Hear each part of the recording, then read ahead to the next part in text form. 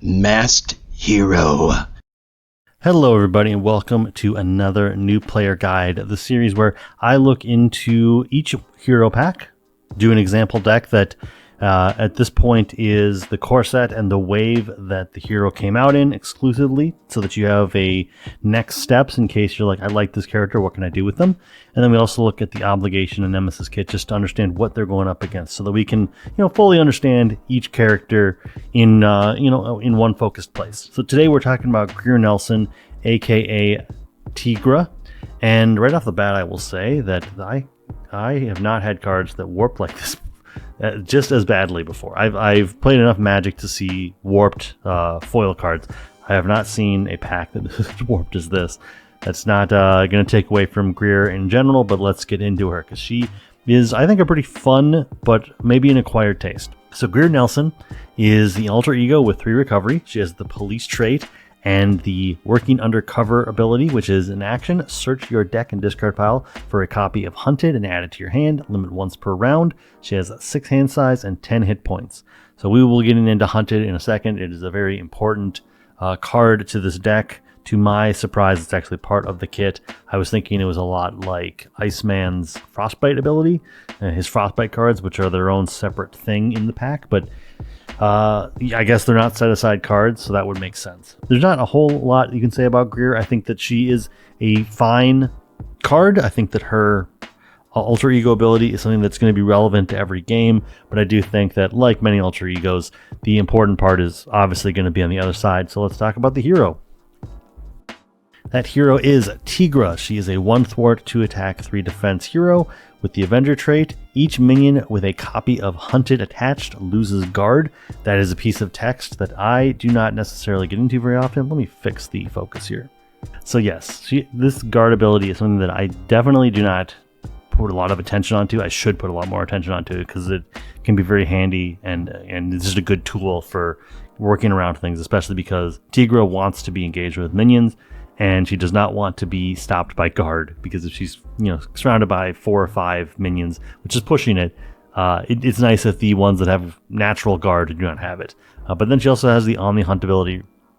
Response: after a player phase begins, draw 1 card for each minion engaged with you to a maximum of 3. So this is also, both of these abilities are key. She wants to be engaged with minions, and she's properly designed in a way that benefits from that. 1, she's not going to be hindered by guard, and 2, she's going to be drawing extra cards, which makes her 5 hand size and 10 hit points something that you can really work with. I have played with Tigra quite a few times. I will freely admit that I forget about some of the text on her just because it's something that you have to do. Well, okay, 1, the guard is just something that I kind of like zone out, and then I remember, oh yeah, this doesn't have guard. Like I need to be working around that. And then the extra card draw is something that I remember, but when I'm planning out my turns, I never go, well, I'm going to be drawing at least 1 or 2 cards unless I get another card during the encounter set or during the encounter step. These are abilities that I think really reward somebody who is recontextualizing their turn at pretty much any point, because you can't just look at your card draw at the end of your turn and go, these are the 5 cards I'm going to have to work with, because you might have another card or 2 to be thinking about. And that's something that I've learned. Tigra almost has to be one of those characters that, unfortunately, you are planning your turn out when your turn begins, or I guess maybe at the top of the player phase. Maybe you're the second player and you have a chance to kind of think through your turn, but I'm somebody that doesn't want to slow down the game in multiplayer, so I'm always trying to think about, what am I going to do with this hand, what resources am I going to need, and Tigra does not necessarily facilitate that, because her hand is going to contextually change.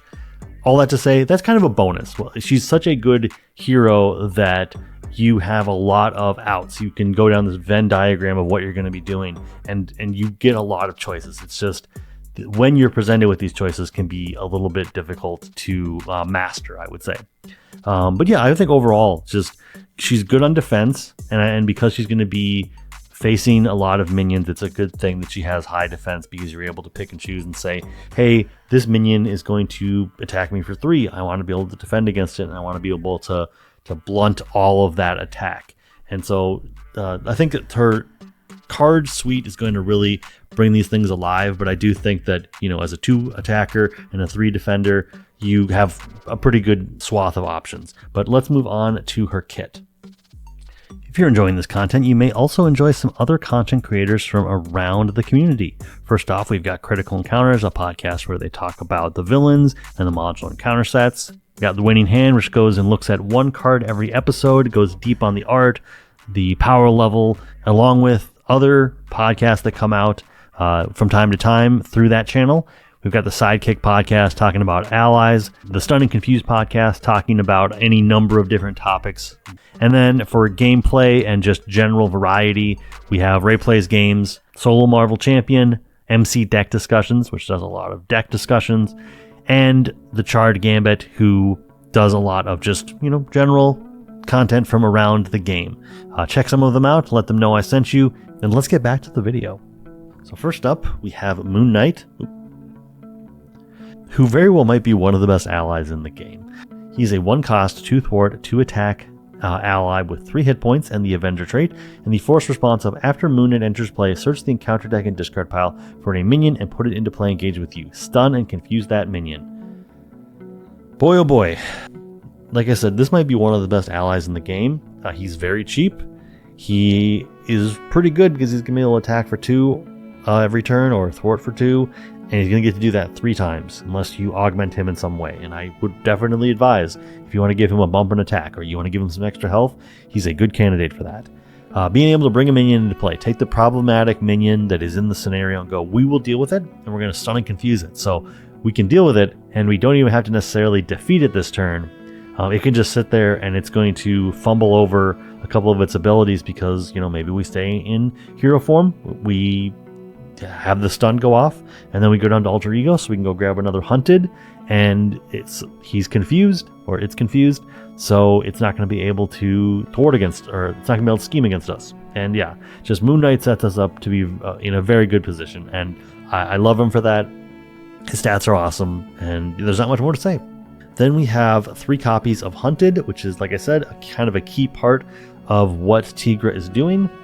It is a 0-cost upgrade with a little star on it. We'll get to that. Well, we'll get to it right now because it's a 0-cost upgrade. And as an additional cost to play this upgrade, search the encounter deck and discard pile for a minion and put it into play, engage with you, attach Hunted to that minion and stun it. Stunning is the thing that I forget to do the most, or at least when I'm figuring out what minion I'm going to grab, I always go, oh, I guess it's stunned. I don't think about that necessarily. For this to be what a lot of Tigra is based around, Tigra. I've been saying Tigra, sorry. My Spanish upbringing, taking Spanish classes, gives me the wrong emphasis on certain syllables. Tigra. I'm sorry for all the people that have already commented, it's Tigra. But yes, Tigra. Tigra is built around this card, and I think this is a very strong card. It has a limit of 3. That does mean that you want to be churning through these as quickly as possible. You want to be using Greer Nelson to go grab them and reuse them again. She definitely benefits from hero, alter ego every turn. But then, I didn't even get to the interrupt. The interrupt is when attached minion is defeated, ready Tigra. So the great thing about this is that she's going to ready no matter who defeats the minion. You're probably going to be the one defeating the minion. You're going to be the one kind of making the call there. But overall, this is just a fun thing to do.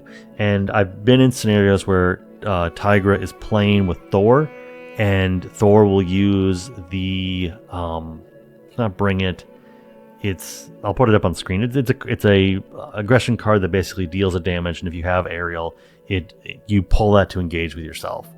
And that's really fun. You bring a minion in with Hunted, you have it in front of Tigra, and then Thor just grabs it, gets to draw his additional cards, and now has a minion that he can defeat it whenever he feels like it, and Tigra will get to ready back up. Overall, I like this. The only setback has been that sometimes there's just the minions you're in a 4-player game, the minions are all spoken for, and you need to defeat one of them so you can play Hunted so that you can attach it. And I guess I don't know where the rules necessarily land with that. It is an additional cost that you need to go find a minion. But I guess you kind of have to just kind of play takesy backsies if it's like, oh, there are no minions to go grab. And I think you can probably look at that and go, okay, there's no minions in the discard pile. What are the chances that there's a minion in the encounter deck? You had to pay that. It's just at some point I think you have to go, well, there is nothing, so I can't actually play this right now, and you just kind of take it back. And that's how I would play it. That's how I would house rule it. I'm pretty sure that's how the rules would handle it if there are no minions to grab. Moving on to the more nuanced part of her kit, we've got 3 copies of Tooth and Claw, a 4-cost event, but we won't be paying that necessarily, has the attack and superpower traits, and reduce the cost to play this event by 1 for each minion engaged with you. So yes, we want to be engaged with probably, I would say baseline, I'm assuming that most of these say you're engaged with 2 minions. Or you're engaged with 3 if you want to be like thinking, okay, I'm always going to have all my hunteds out. That's how I'm going to mostly be thinking about these, is I'm engaged with, let's say, 2 minions. How does that affect this card? This could cost you 2, and it's going to be a hero action attack, deal 4 damage to an enemy, deal 4 damage to an enemy. So this could be 8 damage for 2, maybe 1. Hopefully it's you've at least reduced it down to 3. Either way, you can easily take out pretty much any minion that's sitting on top of you, but hopefully you're using this to just deal maybe 4 damage to the villain, maybe 8 damage to the villain, or maybe you're doing 4 and 4. But the nice thing here is that this should be pretty well competitively costed. If you're paying for 4, it is, I would say, it's still worthwhile. It's just not going to be as beneficial as it would be if you are doing what you're supposed to be doing. This hero wants to be engaging minions. It's at all possible that you should be engaged with something, and you have the tools in your kit to make it so that you are not going to be entirely penalized for having a couple minions on you. Most heroes don't want to be holding 2 or 3 minions. Tigra does, and she should have the ability to confuse and stun to the point where it's like, yeah, they're here, but they're not doing anything to me. And then this is the kind of card that's going to benefit from that strategy. Then we've got 2 copies of Feline Senses, a 2-cost event with the superpower and thwart trait. Hero action, thwart, remove 3 threat from a scheme. If this removes the last threat from a scheme, stun a minion. Again, weird. This kit is very well set up to handle minions, to keep minions in check. In a context where you're playing with the legacy format, with everything, anything minion summoning from a aspect is going to be something good for you, and then because you're going to be able to handle whatever minions are coming down the pipeline. But yeah, this is just nice. It's a unique twist on when you remove the last threat from a scheme, do something. I think stunning a minion is a fun thing to do, and Tigra is going to really benefit from that. We've got 2 copies of Cat-like Reflexes, a 1-cost upgrade superpower trait. When you would take any amount of damage, discard Cat-like Reflexes, prevent 3 of that damage. You may confuse a minion engaged with you. Wow, this packs a punch. This is just super nice. If you have some way to change to alter ego kind of on the fly, oh my gosh, this would be great. I don't think that card exists, but in the hypothetical where it's like, okay, the villain attacks me, I prevent 3 damage, I confuse this minion. If you could get into alter ego and basically blank that activation, great. Truth be told, what you're going to really do with this is you're going to prevent the damage, you're going to confuse a minion, and hopefully not take too much damage from them. And then you're going to go down to alter ego, you're going to grab a copy of Hunted, and that minion's not going to be able to activate against you. And that's kind of the purpose of this card. And it's kind of a card that I would say falls low on my tier list necessarily, but overall it's doing a lot of really good work. It's just going to be one of those meat and potato cards that you don't really think about, but you go, oh yeah, I guess Cat-like Reflexes actually did me a lot of good that game, but it's not necessarily one that's going to be too flashy. 2 copies of Sharp Claws. It is a 1-cost upgrade with the weapon trait and the interrupt of when you would make a basic attack, exhaust Sharp Claws. Remember, we have 2 of them. Tigra gets +1 attack for this attack. Choose this attack gains overkill, this attack gains piercing. So the nice thing here is that you can use both of these to give yourself +2 attack and piercing and overkill, which can be very good. I think this is a card that is contextually pretty much always great. Giving yourself an extra boost is always going to be good. This does not have uses, so you're not like fighting against that. Sometimes the overkill matters, sometimes the piercing matters, sometimes neither of those 2 matters, and you're really just worried about, hey, now I've got a 3 or a 4 attack. What I will also say is this falls outside of the context of what kind of an example deck would be, but this is a really good card to combine with the weapons matter cards like Mean Swing or Firepower, and the other one being Fuselage. So if you're playing in a legacy format and you're in aggression, putting those in here, you're going to have 2 cards automatically in your kit that already fit the requirements of being a weapon. And you know what? Not every turn you are attacking. Sometimes you're thwarting, and these still have a use because you can use them to do firepower or fuselage. And overall, I think this is one of those cards that has a lot of uses just in the base Tigra deck, but when you get into a larger card pool, it can be a hook for something that's even better and fun to play with. Hello, if you are enjoying this content, if this happens to be the third video of mine you've watched today, I would really love a subscription. It goes a long ways. Additionally, if you have discretionary spending, this is not required, but I do have members opened up. I want to make members only content. The demand's just not there yet, but they do get to see the videos as soon as they are live. That can be 24 hours notice, that can be a week and a half's notice, but you get that content right away. Any form of encouragement, any form of support is definitely appreciated. I won't take up any more of your time. All right, we're moving through the kit fast here. So we've got the 2-cost support, Precinct HQ. It is a location-traded support card and has the Ultra Eco action of Exhaust Precinct HQ, remove 1 threat from a scheme, remove an additional threat for each minion engaged with you. So the nice thing here is you can just pull a bunch of minions onto you, and then you can just, in very quick succession, just thwart down the main scheme, take it down by 2 or 3 maybe, and really kind of buy yourself an extra turn. I think this is a card that is better in a single player scenario because the amount of threat you're removing kind of represents multiple turns, as opposed to like in a multiplayer setting. It's like, okay, so we're going to be getting 4 threat onto the main scheme. This is taking off 3. It's still very helpful, but it's not buying us turns. It's buying us like a percentage of a turn. Still, overall, I'm not going to really complain about this. In high minion scenarios, this can just be a great card that kind of puts you in a position where it's like, okay, I need to answer all these minions soon, but let's use the HQ to just decimate a scheme of some kind. And yeah, overall, it's very rare that I sit there and have high praises for an Ultra Ego action support. This is one of those cards that definitely gets my stamp of approval because I've had a lot of success with this card. And last card for the kit, and maybe an unsung hero to some extent, and that is the 2-cost upgrade, Cat's Head Amulet. It is an artifact and item traded card upgrade with the resource ability of Exhaust Cat's Head Amulet. Generate a physical resource for each minion engaged with you to a maximum of 3. This is helpful because it doesn't care what you're using the resources for, and it allows you to sort of play with higher cost cards. Again, if you were talking about a more legacy card pool deck, I guess you could even be in currently, but outside of the kind of the confines of just the core set and the wave, looking at the Agents of S.H.I.E.L.D. wave, Maria Hill comes with the 6-cost supports. This is a way that no matter what aspect you're in, this is one of your ways for how am I going to pay for this support. It does kind of mean you're lining up a bunch of stuff going, okay, I need to have at least 3 minions in front of me. This taps for 3. I can play with that 6-cost support. This is a way, it's not necessarily the perfect, but it is something that has made how am I going to play this with Tigra? Well, I'm going to get out Cat's Head Amulet as quickly as possible. That does mean that maybe you're sitting there and you're kind of twisting and turning to be like, okay, how can I get a way to look for that does kind of mean that you're kind of weaving a little bit, ducking and weaving to find an upgrade or upgrade tutoring card.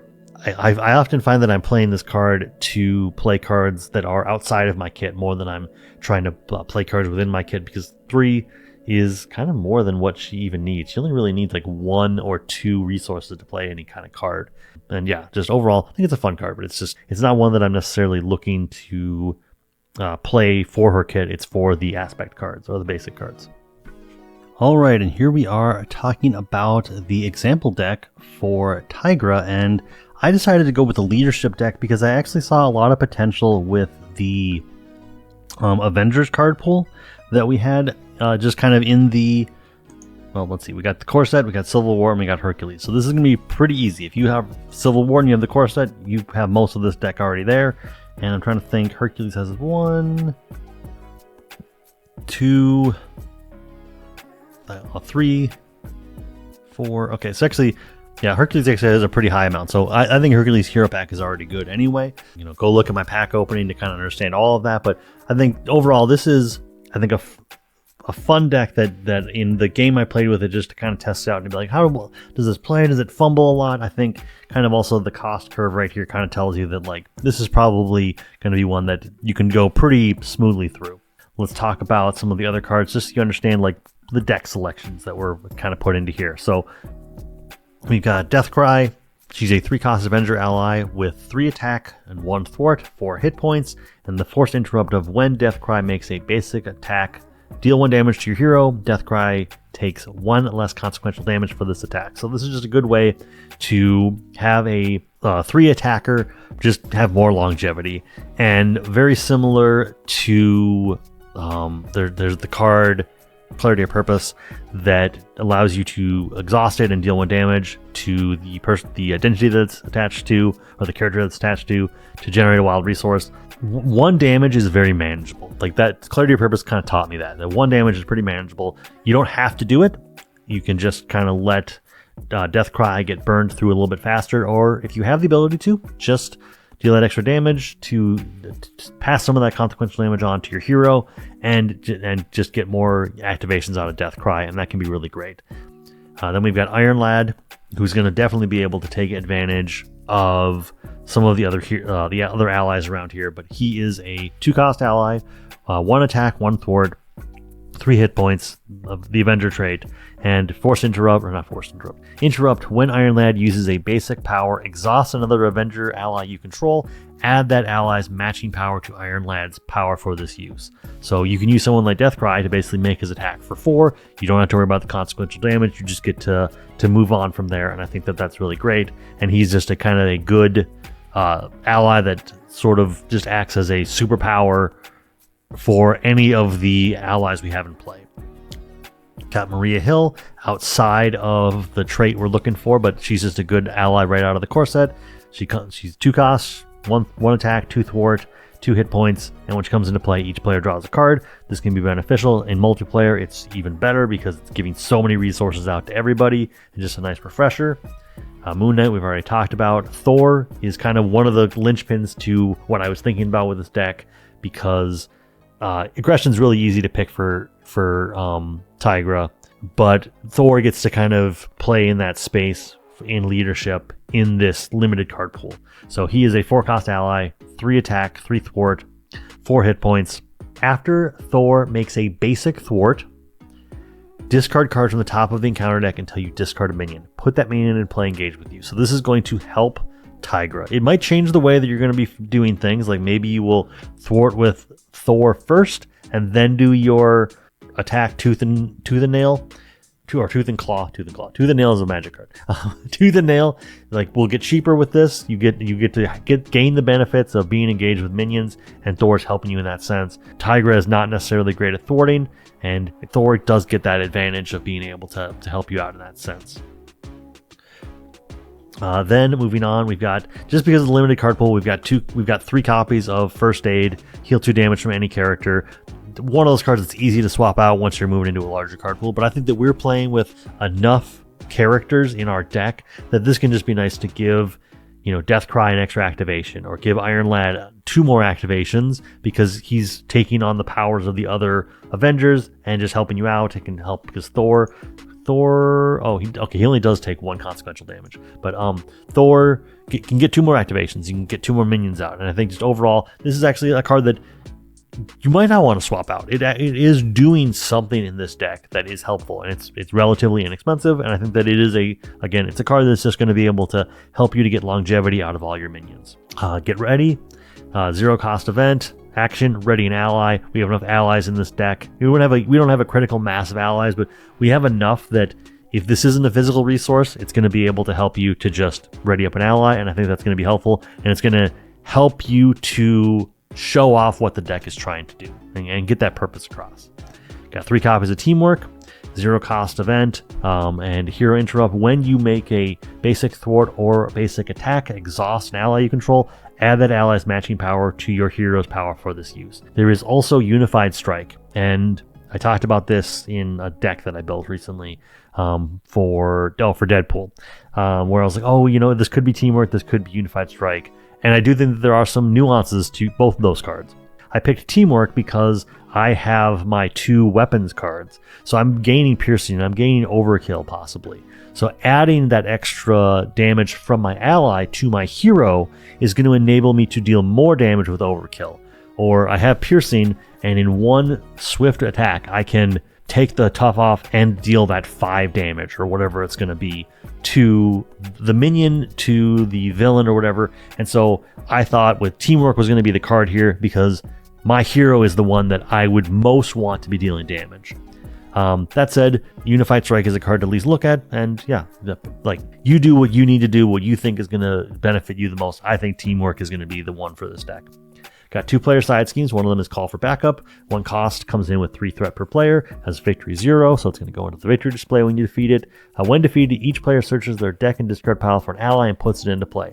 I just wanted to have some extra tutoring because I think that the allies that I have are going to be important enough to what I'm trying to do that I want to have access to whichever ones I'm looking for.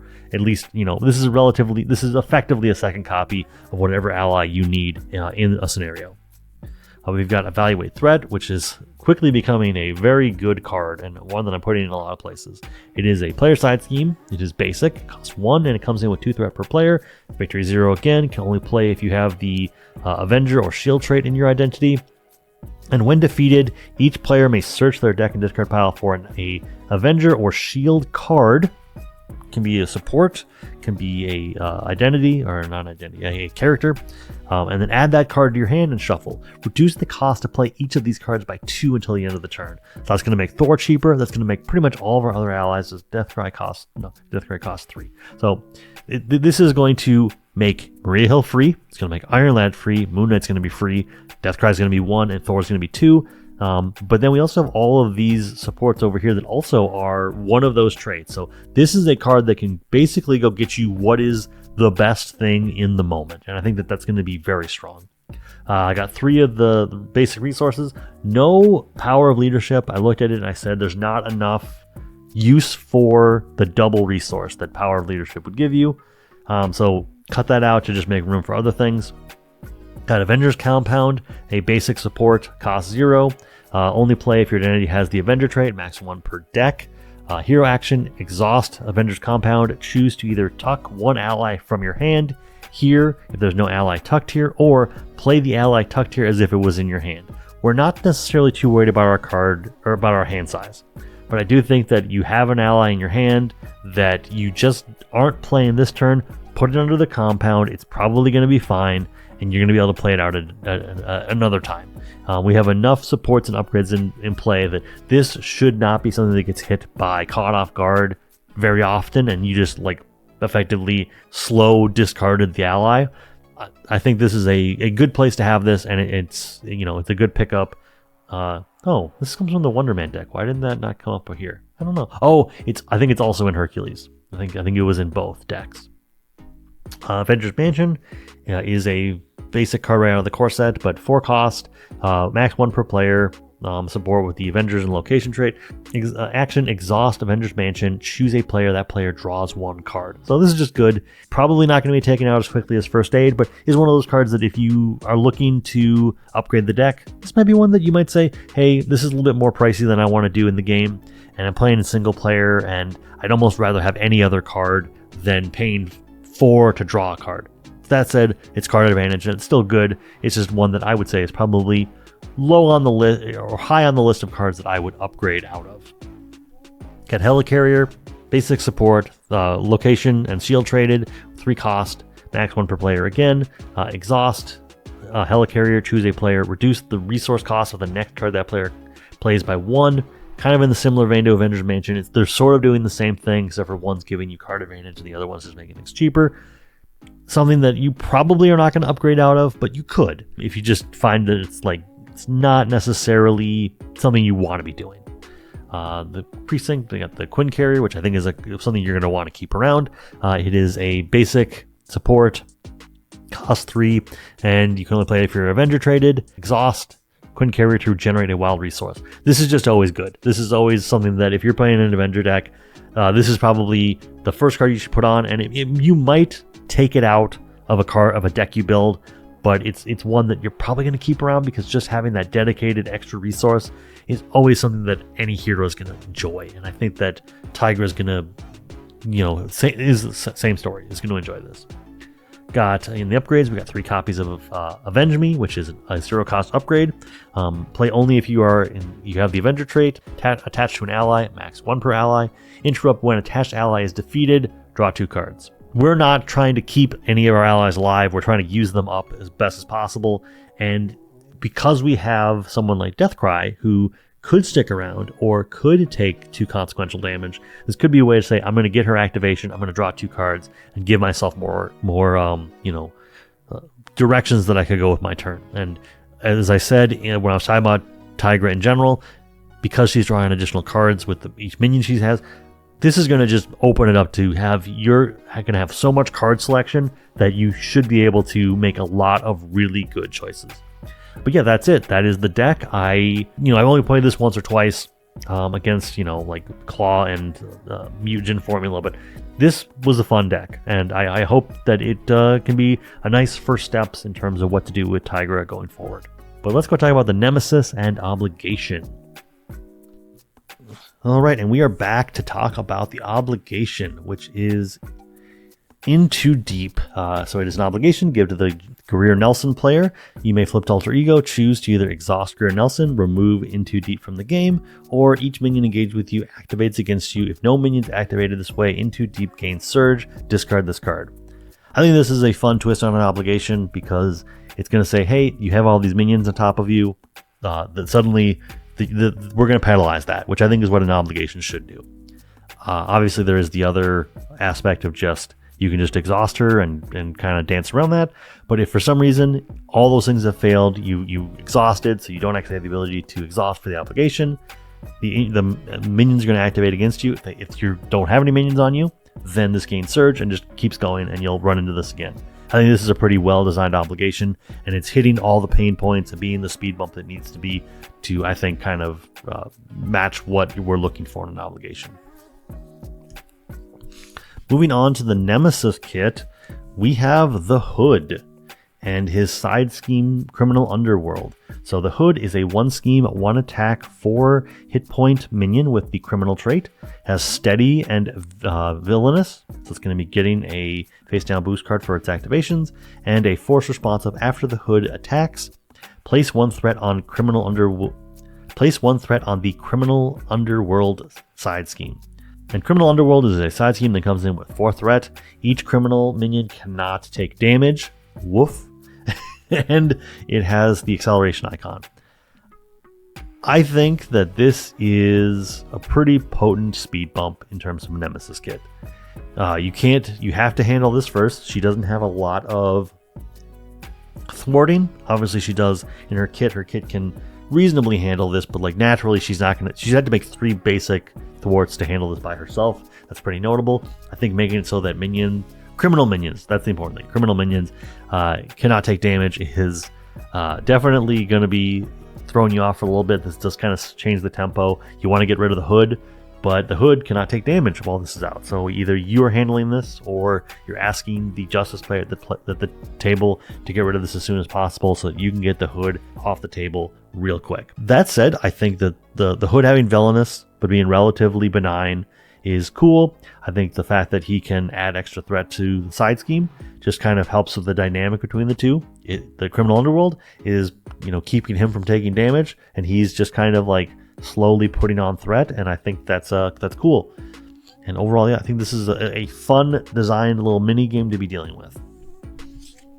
Moving on to the other cards in the kit, we have Jigsaw, who I believe was one of the people in the art. More Francis Yu art here, by the way. So it is a minion with 1 scheme, 2 attack, 3 hit points. Has the Criminal trait, that's important, and Quick Strike. And after Jigsaw attacks and damages a character, place 2 threat on the Criminal Underworld side scheme. Again, I think this entire Nemesis Kit is pretty well built around making Criminal Underworld just a fun little game to try to work around, because you can't deal with these minions until you deal with it, and they are actively making that more challenging. Quick Strike is a great way to make that so it's like, hey, you thought you had the side scheme in check? Well, Jigsaw's going to drop down. He's going to deal 2 damage to a character. We're going to put 2 threat on the side scheme that's keeping them all, under wraps. Then we got Madame Mask. Love this character. There are so many versions of Madame Mask at this point. I guess maybe officially only 2, but people who know. Madame Mask is a 2-scheme, 1-attack minion with a criminal trait and 3 hit points. When revealed, place 2 threat on Criminal Underworld side scheme. Otherwise, find Criminal Underworld and reveal it. And the boost ability of place 2 threat on the Criminal Underworld side scheme. Otherwise, this card gains 2 boost icons. I think this is a fun card. It's doing the same thing like I said about Jigsaw. You thought you had Criminal Underworld under control. No, you don't. And if for some reason it doesn't have that interaction, it's like, oh, but this does. This does represent 2 boost icons, and that's also just great.